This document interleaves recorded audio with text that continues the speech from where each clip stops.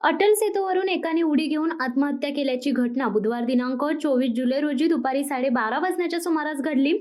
करुतुरी श्रीनिवास वय वर्ष 38 असे या व्यक्तीचे नाव असून MTHL बचाव पथक आणि सागरी सुरक्षा पोलिसांकडून त्याचा शोध घेण्यात येत होता, मात्र त्यांच्या हाती काहीच लागले नाही।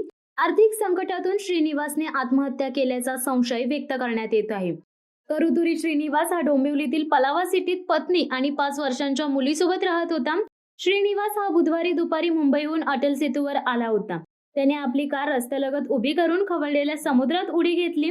अटल सेतूवरील टोल नियंत्रण कक्षाने न्हावाशेवा पोलिसांना याबाबतची माहिती दिली। त्याच्या कारमधून कोणतीही सुसाईड नोट किंवा त्याचा फोन सापडला नसल्याची माहिती पोलिसांनी दिली। बीटेक अभियंता असलेला श्रीनिवास काही वर्षापूर्वी कुवेतमध्ये कामाला होता। 2023 मध्ये तो भारतात परतला। त्यानंतर त्याने एका साथीदारासोबत इलेक्ट्रिकल कॉन्ट्रॅक्ट घेण्यास सुरुवात केली होती। कुवेतमध्ये असतानाही त्याने आत्महत्येचा प्रयत्न केला होता, परंतु त्याला वेळीच मदत मिळाली होती, अशी माहिती त्याच्या पत्नीने पोलिसांना दिली। श्रीनिवासचे मंगळवारी रात्री एका नातेवाईकाशी शेवटचे बोलणे झाले होते।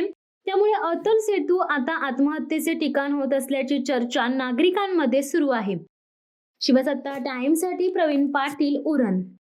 दे धडक बेधडक वृत्त देणाऱ्या आपल्या शिवसत्ता टाइम्स न्यूज चॅनलला लाल बटन दाबून सबस्क्राईब करा आणि बेल आयकॉनला क्लिक करायला विसरू नका।